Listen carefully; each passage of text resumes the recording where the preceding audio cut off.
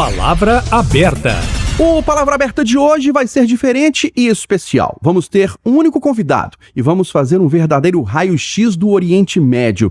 Essa região do mundo que tem sido notícia, e notícias graves, nas últimas semanas, depois do início da guerra entre Israel e Irã. Aliás, o Oriente Médio vira frequentemente destaque justamente por causa dos inúmeros conflitos e guerras entre os países. Então, o Palavra Aberta quer saber e levar para você que nos acompanha os motivos que levam o Oriente Médio a ser tão violento. É a região mais perigosa do mundo? Qual é a origem de tantos confrontos? É a questão religiosa? É a economia? É o petróleo? Disputa por território? Influência de nações poderosas como Estados Unidos, China, Rússia e potências da União Europeia?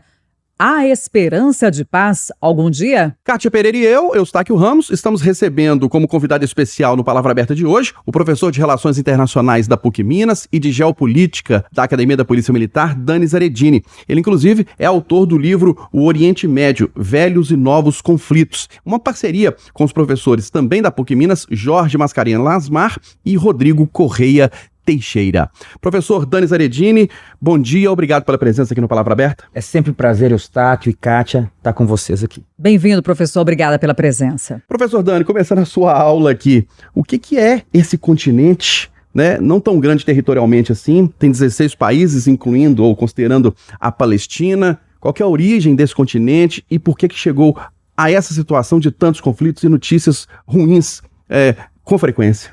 É interessante, né? Porque regionalizar é sempre um ato arbitrário. Quando eu falo em América do Sul, América Latina, quando eu falo em Oriente Médio, isso é um ato arbitrário para tentar dividir o mundo em regiões. O que a gente faz é tentar diminuir a arbitrariedade do ato, quando a gente regionaliza alguma coisa. Mas a primeira vez que o termo Oriente Médio surge, ele surge como um ato de colonização, principalmente dos ingleses, de uma zona da Ásia, do continente asiático, que era muito importante para eles.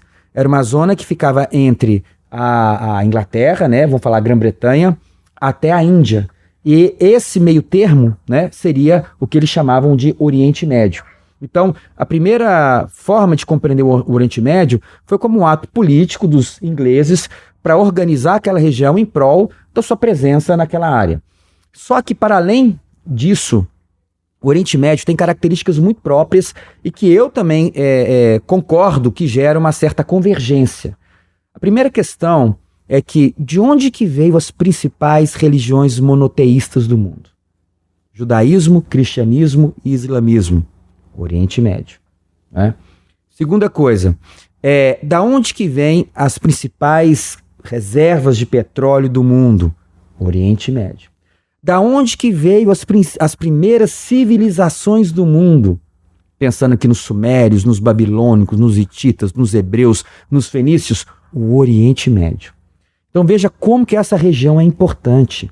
É um berço. Ela é o berço da civilização, ela é um berço das religiões monoteístas, ela é um centro de poder geoeconômico, geoenergético, e além disso, do ponto de vista geográfico, ela tem uma importância enorme, porque o Oriente Médio, como você bem disse, Eustáquio, né, formado aí por esses países todos, ela é a conexão entre Europa, Ásia e África. Professor, para citar um dos vários exemplos, né, da colonização ali da região, o petróleo, por exemplo, do Irã, pertencia a uma estatal britânica. E isso, professor, é um ponto importante para a gente poder compreender também um dos principais conflitos, queda de regime, tomada por outro regime. Com certeza.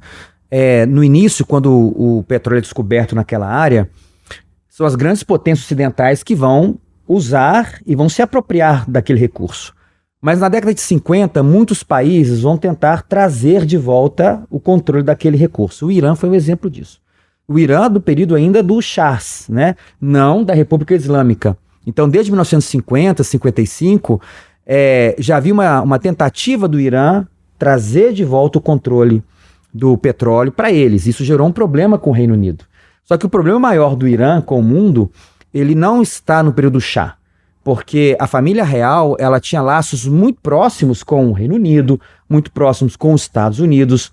né? As primeiras relações de energia nuclear no Oriente Médio, ela vai ser um acordo de cooperação entre Estados Unidos e Irã. O Irã tinha uma relação muito próxima com Israel. Isso vai mudar a partir de 1979 com a Revolução Islâmica, né? Mas isso revela como é complexa aquela área, né? E o petróleo se torna uma realidade só no século XX. Não é uma coisa antiga. Mas antes disso, ela tinha uma importância que era geográfica, uma importância que era de posição e das civilizações que estavam ali. Era um ponto de passagem. E esse tanto de conflito que tem lá, esse tanto de guerra, bombardeio, inimizade, intolerância, tem a ver com a disputa por isso tudo que o senhor falou, por território, por ser uma ligação entre a Europa e a Ásia e a África, é a questão econômica, é a questão religiosa fundamentalista? Eu sempre brinco com os meus alunos que fazem essa pergunta também, sabe, Eustáquio? Geralmente as pessoas não brigam por aquilo que não tem valor, né? A gente vai buscar ou aceitar determinadas disputas que são importantes para nós. E ali tem muita coisa que é importante. Questões materiais e questões não materiais. Bens tangíveis e bens intangíveis. Bem tangível, petróleo. Bem tangível, água. Bem tangível, terra fértil, que é uma área com muito deserto e pouca área fértil e pouca água. Então tem muita disputa por água, por terra fértil, mas também tem disputa pela transcendência, pela espiritualidade. Então, quando a gente fala, né, da questão árabe-israelense, judeu e muçulmano e cristão, aquela terra é a terra de Abraão, aquela terra é a terra de Moisés, de Davi, aquela terra é a terra de Jesus, aquela terra é a terra de Maomé. Quando eu penso assim, Jerusalém Oriental tem 1 quilômetro quadrado. O que é 1 quilômetro quadrado? O campus da PUC no Coração Eucarístico tem 0,4 quilômetros quadrados. Jerusalém antiga é 2, 3 vezes o campus da PUC. Naquele local, nós temos o lugar mais santo para os judeus, o lugar mais santo para os cristãos, o Santo Sepulcro está ali, e o terceiro lugar mais santo para os muçulmanos. Então veja, como que aquilo é impactante do ponto de vista humano. O ser humano, diferente dos neandertais e de outros hominídeos, ele é imaginativo, criativo. Isso tudo impacta muito na nossa realidade. Professor, a gente pode trazer aqui, olhando para o passado, para compreender também um pouco mais esse contexto do Oriente Médio, que países que já foram aliados e que hoje estão em lados opostos, no caso, né, que o noticiário tem trazido sempre para a gente aí, o Irã e Israel no passado já foram aliados, hoje estão em lados opostos. Que outros exemplos o senhor pode trazer para nós? É interessante porque uma sucessão de forças vai ocupar aquela região. Então, nós temos que lembrar que os romanos estiveram ali, depois, né, as cruzadas aconteceram no Oriente Médio, o Império Árabe Muçulmano também controlou aquela área, depois o Império Otomano, Turco-Otomano esteve ali presente, e um ponto de inflexão para a gente compreender essas relações mais complexas do mundo que a gente conhece hoje é o fim do Império Otomano. E o fim do Império Otomano está muito atrelado ao fim da Primeira Guerra Mundial. Porque quando acaba a Primeira Guerra Mundial, quem que controla o Oriente Médio? Vai ser Reino Unido e França. Eles vão dividir aquela área. Então, o Reino Unido vai controlar principalmente Palestina, Iraque, Jordânia, e a França vai controlar a Síria, o Líbano. E a partir dali, o que elas fazem? Eles tentam criar reinos, no caso dos ingleses, eles tentam criar reinos, monarquias. E os franceses tentam criar república. Por isso que é a República do Líbano, República da Síria, e por outro lado nós tínhamos ali o reino Hashemita da Jordânia, era controlado pelos ingleses, era o reino do Iraque, depois teve um golpe, né, e tirou. E o que os franceses e os ingleses fazem? Eles tentam repartir aquela área de maneira que ela não tenha unidade, porque a unidade enfraquece o poder local e fortalece o poder estrangeiro. Então, durante muito tempo, nós tínhamos uma relação mais próxima, né? Você bem disse, né? No caso do Irã com Israel. Israel sempre tentou se aproximar do Líbano, mas a realidade libanesa ela é muito complexa. Então, em alguns momentos de mais aproximação e outros não. Hoje está de guerra entre os dois. A Síria já esteve mais próxima do Líbano do que é hoje. A Jordânia é muito próxima de Israel. Então isso é ao sabor das alianças políticas, ao sabor das grandes potências. E aí eu já até emendo uma pergunta: onde e por que os Estados Unidos entram nessa história, a China entra nessa história, a Rússia, ex-União Soviética, por que essas grandes nações entram no meio dessa confusão, vamos dizer assim? A gente vê o seguinte, todo mundo fala do carro elétrico hoje, né? Está em ascensão, muito importante. Mas o que alimenta o F-35, o que alimenta os tanques de guerra, o que alimenta, né, boa parte dos mísseis balísticos é o petróleo. O petróleo não vai deixar de ser uma fonte essencial para a geopolítica, para a geoeconomia, para a geoenergia mundial. Não vai. O Oriente Médio é essencial para isso. Mas não é só isso, porque quem fala que é só isso está errado. É isso, é a sua posição, né, localização e posição, são os povos que estão aí. Veja só, para eu poder chegar na China, qual o melhor trajeto, o mais barato, o mais rápido para eu sair ou dos Estados Unidos ou da Europa para chegar até Xangai? É passar pelo Canal de Suez.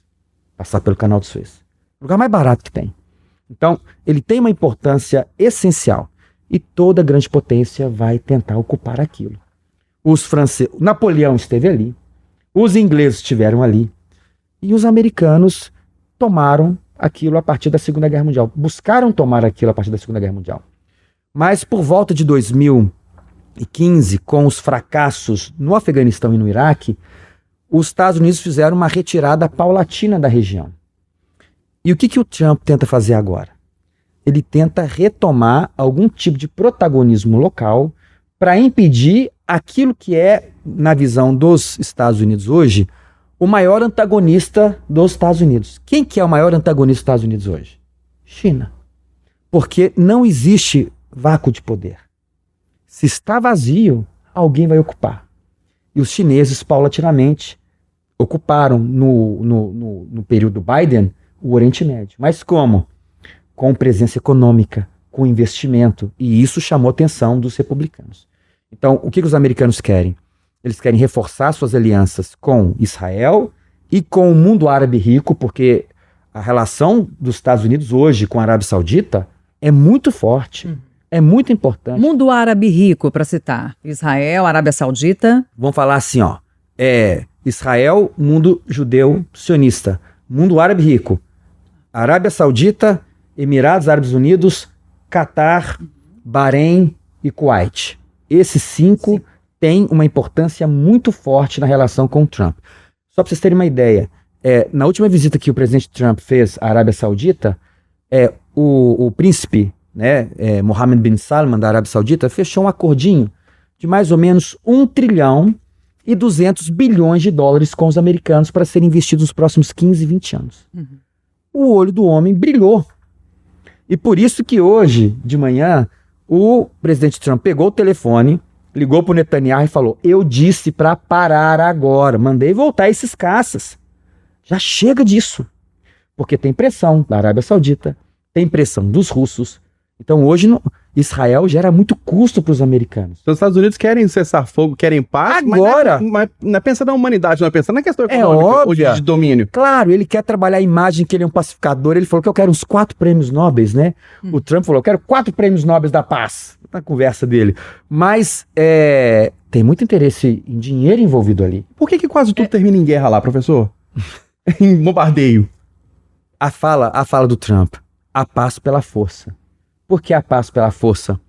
Porque ali as relações são tão duras, tão difíceis, tantas questões que são disputadas com atores locais, regionais e globais, que geralmente os problemas acabam em impasse. Impasse. E como que você termina com impasse? Aí geralmente é com a força. Professor, você trouxe aqui para a gente já, né, pontos aí políticos, econômicos. Agora, dá para a gente falar um pouquinho da sociedade no Oriente Médio? Vai variar de país para país? Tem alguma coisa em comum? A gente sabe que a condição da mulher nos países do Oriente Médio é muito difícil, né? A gente tem exemplos da Arábia Saudita, do Afeganistão. O que dá para falar? é uma sociedade oprimida? Os direitos fundamentais são respeitados ou não? Como que dá para E classificar? até complementando, por que muitos regimes lá são totalitários? Verdade. Eu vejo assim, é uma sociedade internacional, regional, muito diferente. A ideia de que são iguais é uma mentira. Eles são muito diferentes. Só para vocês terem uma pequena ideia. No Líbano, existem 18 comunidades étnico-religiosas reconhecidas, oficialmente representadas no parlamento libanês. 18. 18. Quando eu falo a Síria, quando eu falo a Jordânia, a gente tenta massificar, são todos muçulmanos, mas é uma sociedade complexa. São todos árabes, mas é uma sociedade complexa. Eles brigam entre si. Eles têm ali suas diferenças, né? Então, a relação, por exemplo, Líbano e Irã, não se resume na relação do Hezbollah e com o Irã. Existem 30% de cristãos dentro do Líbano que não apoiam essa relação. E aí você tem uma relação dos cristãos libaneses que é muito forte com a França. No Líbano, as pessoas têm uma segunda língua que é o francês. Esse é o Oriente Médio. Então, é a mesma coisa, o Egito é diferente da Arábia Saudita, a Síria é diferente da Jordânia. Eu vejo assim que o país mais fechado é a Arábia Saudita. Mas tem uma razão para isso. Qual a razão? Ali é o berço do Islã. Então, geralmente, onde você tem o centro, né, da religião, há uma preocupação maior na manutenção de princípios. Mas até a Arábia Saudita tem se aberto, né, nos últimos anos, porque ela quer interagir mais com o mundo. Ela já é uma potência regional, mas ela quer se tornar uma potência global. Ela já é parte dos BRICS, né? E um problema que você bem colocou, Kátia, que é a questão da mulher, não é? E aí você tem um problema sério.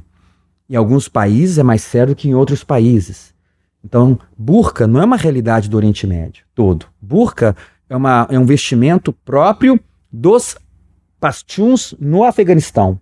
No Oriente Médio, você tem alguns países onde a mulher não precisa de cobrir o rosto, outros que a mulher tem que cobrir só os cabelos e o pescoço, outros que ela tem que usar uma roupa mais longa. Isso vai variar de país para país.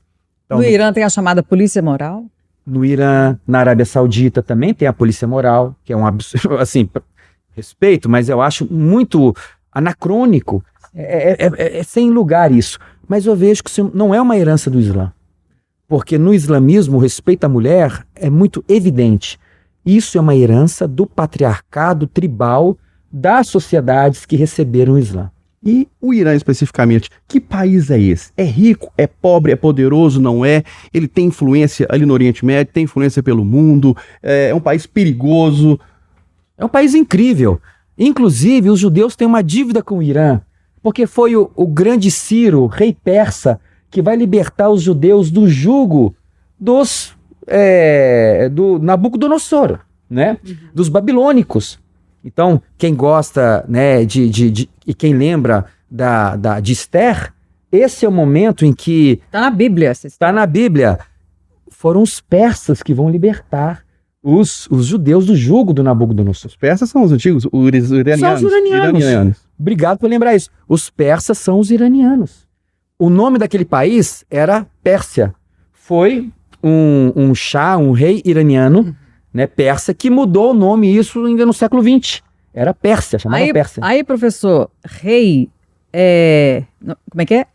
O Shah é um rei. É o rei. É o rei. Né, no idioma. É o antigo regime, né? Era o antigo regime. Ayatolás. Antes do Ayatolás, era o Shah Reza Pahlavi. Ayatolás também tem um significado. Para os xiitas, né? Porque dentro do xiismo, você tem os clérigos, né? Que são ali os religiosos que recebem esse título, mas são religiosos notáveis que recebem esse título. Mas isso é uma coisa do xiismo. No sunismo não existe ayatolá, é só no xiismo. Mas o Irã é um país fantástico. É um país grande, com uma população majoritariamente persa e xiita, mas com várias outras minorias, inclusive com judaica. Você tem minorias judaicas dentro do Irã, você tem baloques dentro do Irã, você tem árabes dentro do Irã. Então, você tem mais de 10 minorias dentro do Irã. É uma ditadura. Ali é uma república islâmica autoritária. Ela é muito autoritária, mas ela dá às mulheres um espaço muito maior do que a Arábia Saudita, por exemplo. Professor, a gente acompanhou muito no passado recente a Primavera Árabe. Aí eu queria que o senhor trouxesse para a gente um relato, né, que ajudasse a gente a compreender também como que é a oposição a esses regimes na região, como que as pessoas podem manifestar seus direitos, reivindicar direitos, irem para as praças. E esses regimes têm apoio popular? É uma tensão, né? Aí são duas coisas.